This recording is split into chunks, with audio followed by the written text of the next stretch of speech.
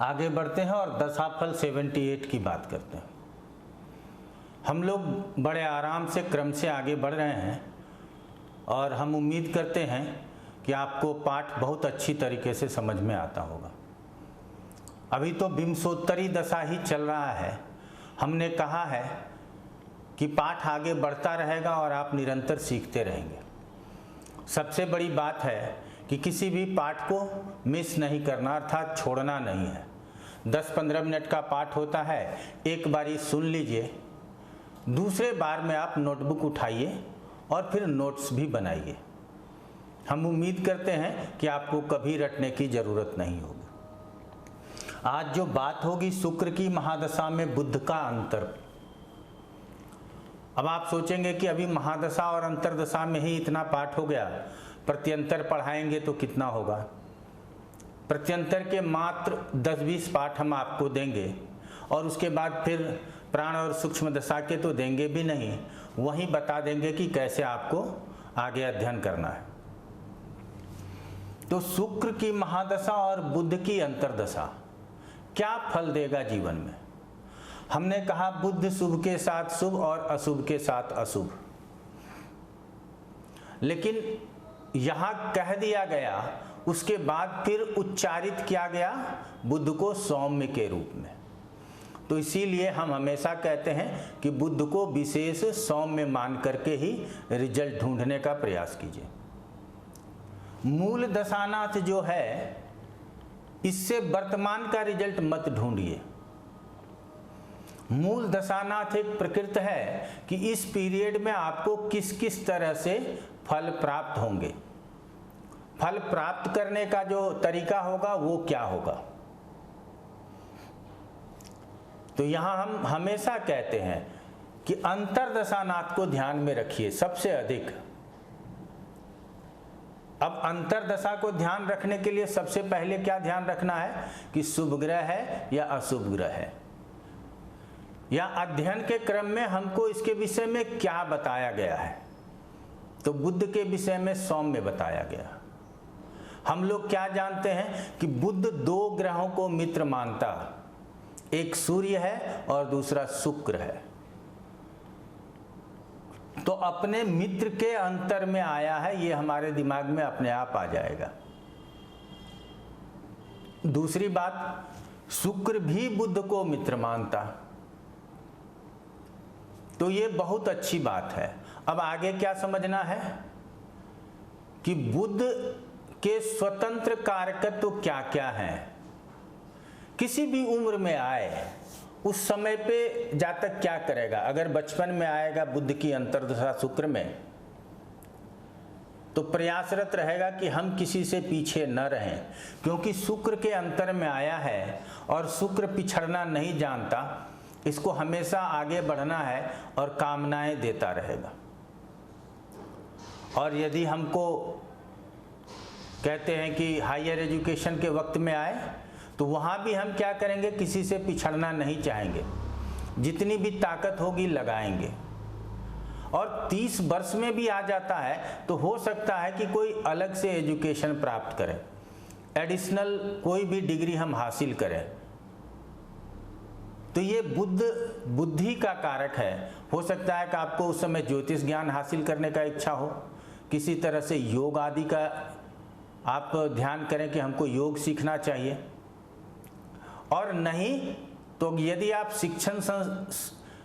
शिक्षण आदि के कार्य में लगे हुए हैं, तो उस समय में आपको शिक्षा देने में बड़ा आनंद मिलेगा। तो साधारण कारकत्व है, बुद्धि है, विवेक है, व्यवसाय है, तो हो सकता है कि व्यवसाय प्रारंभ करें। और यदि व्यवसाय चल रहा हो तो उस समय प्रतियोगिता करने का दिल होगा कि हमसे ये अच्छा करता है, इससे भी हम अच्छा करेंगे। तो साधारण फल बुध के प्राप्त होंगे, चाहे पत्रिका किसी की भी हो, यदि शुक्र में बुध की अंतर आया। अब विशेष फल के लिए आपके पत्रिका में किस स्थान का स्वामित्व रखता है, तो क्या कहेंगे वहीं का फल करेगा? नहीं, पहले वहां का फल नहीं करेगा।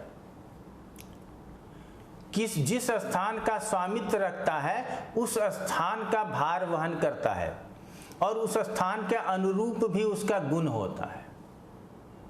तो इसको समझना है। अब क्या होगा कि काल पुरुष में कहाँ कहाँ का स्वामित्व रखता है? तीसरे और छठे का। तो ऐसी दशाओं में न चाहते हुए भी खेल कूद में सक्रिय होना, कला के क्षेत्र में ज़्यादा आनंद प्राप्त करना और किसी भी तरह से ऋण आदि के लिए आवेदन करना, रोग का भी भय होता क्योंकि ये त्रिदोष देने वाला है और कालपुरुष की पत्रिका में षष्ठेश है। तो यहाँ इससे भी सावधानी रखनी है। और क्या क्या हम सोच सकते हैं, समझिए कि अब यहाँ से हम कंपटीशन की भी बात करते हैं। प्रतियोगिता परीक्षा में यदि आप उत्तीर्ण होना चाहते हैं तो ऐसी दशाओं में आपकी ताकत खूब लगेगी, आपको पढ़ने में खूब आनंद मिलेगा। जिस भी क्षेत्र में रहेंगे, क्योंकि दोनों ग्रह को हम शुभ ही मान करके यहाँ चल रहे हैं। ये फल हो गया बगैर बुध को पत्रिका में देखे। ऐसा फल होगा, हो सकता है, ऐसा हम समझते हैं। किसी भी उम्र में आ जाए तो हमको लिखने का आदत हो जाए, हमको किसी को कुछ समझाने की आदत हो जाए, तो ये बुध देगा। तो ये देने में कितना सफल होगा वो उसकी स्थिति बताएगा। लग्न में है बहुत अच्छा कहेंगे, दूसरे में भी है तो भी अच्छा है, तीसरे में इसका स्वराशि होता काल पुरुष में कोई परेशानी नहीं, केंद्र त्रिकोण में तो परेशानी है ही नहीं। और लाभ स्थान में भी दशा में किसी भी ग्रह का होना बुरा नहीं कहा गया। और ऐसे भी कहा गया है कि लाभ स्थान में जो जाएगा वो क्या कराएगा, उसके कारकत्वों की, जो वहाँ स्थित है उसकी वृद्धि होगी और जिस भाव का स्वामित्व रखता है उसकी भी वृद्धि करेगा।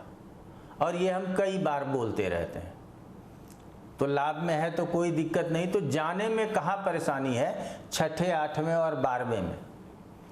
लेकिन छठा स्थान चूंकि काल पुरुष में इसके स्वयं का स्थान है और इसी स्थान में ये उच्च के कहे गए, इसीलिए बुध का छठे स्थित होना भी बहुत बुरा नहीं। 8वें की बात कर लेते हैं। ट्रांजिट में आप देखेंगे दूसरे, चौथे, छठे, 8वें, 10वें और 11वें स्थान में बुध को अच्छा कहा गया। तो बुध यदि 8वें में है तो भी उतना बुरा नहीं, लेकिन उसके कारकत्वों की हानि होगी। पढ़ाई लिखाई में मन न लगना, वाणी के ऊपर प्रभाव होना, बुद्धि कम होना, ऐसा संभव है। लेकिन हम फिर भी यहाँ बुध को कहते हैं कि इसके बहुत बुरे परिणाम अष्टम में स्थित होकर नहीं देखते। लेकिन ऐसे में क्या है कि यदि स्किन डिजीज दे दिया तो बहुत लंबा लेकर के चलेगा। 12वें में काल पुरुष के हिसाब से नीच का भी हो जाता है और द्वादश स्थान में जाना अच्छा नहीं। तो इसीलिए अब स्थिति से तो हमको रिजल्ट समझ में आ जाएगा। अब सबसे पहले फल किसका करेगा, जिस भाव में स्थित होगा। अर्थात चतुर्थ में स्थित है, अगर आपका उम्र है तो आप मकान, वाहन आदि का सुख प्राप्त करेंगे। तीसरे में स्थित है तो कला के क्षेत्र में, खेल कूद के क्षेत्र में नौकर चाकर का सुख सुविधा प्राप्त करेंगे पहले। पंचम में स्थित है, विवेकी हो जाएंगे, बड़े बड़े व्यापार की बात करेंगे। छठे में है तो रोग ऋण शत्रु की बात होगी। सप्तम में है तो विवाह करा सकता है। 8वें में है अचानक परेशानी आ सकती है, चोट चपेट आदि का भय हो सकता है। 9वें में है तो भाग्य की बात होगी, पिता की तरक्की होगी, स्वयं की भी तरक्की हो, एजुकेशन का आनंद प्राप्त हो। 10वें में है तो कार्य क्षेत्र में कोई परिवर्तन हो जाए। हो सकता है कि आप जॉब में हो, अब इसकी दशा आई, छोड़ करके हम अपना काम शुरू कर लें। 11 में है तो पदोन्नति, लाभ, ऐसे कार्य कराएंगे। और 12 में है तो स्वयं के भी कारकत्वों की हानि और जिस स्थान का स्वामित्व रखते हैं उसकी भी हानि ही बताएंगे। अगर धनेश होकर के 12 में है तो भी क्या कहेंगे, धन की हानि होगी। तो अब ये हो गया बुध के स्थिति के हिसाब से फल। अब बुध अकेला थोड़ी होगा, बुध तो किसी न किसी के साथ होगा, किसी न किसी ग्रह से दृष्ट होगा। शुभ ग्रह से दृष्ट है, शुभ ग्रह के साथ है तो ज़्यादा अच्छा फल बताएंगे। अशुभ ग्रह से दृष्ट है, अशुभ ग्रह के साथ है तो अच्छा फल नहीं बताएंगे, कम अच्छा फल बताएंगे। और वो भी कहाँ होना चाहिए? केंद्र त्रिकोण में। अभी पहले इसी को समझिएगा कि केंद्र त्रिकोण में हो, शुभ ग्रह से युक्त हो, शुभ ग्रह से दृष्ट हो तो अच्छा फल कहिए। लाभ स्थान में है तो भी ऐसा कह सकते हैं। अशुभ ग्रह से दृष्ट है तो जो फल करना चाहता है उसमें कमी हो जाएगी। फल नगण्य तक हो सकता है यदि अस्त हो, शत्रु अरि राशि का हो कहते हैं, और अशुभ ग्रहों से दृष्ट हो और पाप मध्य में हो और केंद्र त्रिकोण लाभ स्थान में हो तो फल नहीं आ रहा। लेकिन वही स्थिति यदि छठे, आठवें, 12वें में हो जाए तो क्या होगा? विपरीत फल होने लगेगा। विपरीत फल का मतलब यदि यहाँ कह लें तो कला के क्षेत्र में आगे बढ़ना है, नहीं, बिल्कुल नहीं, आपको वहाँ छोड़ करके भागना पड़ेगा। ऋण मिलेगा, नहीं मिलेगा, और मिल गया तो इतनी परेशानी हो जाएगी कि आप दोबारा से सोचेंगे नहीं।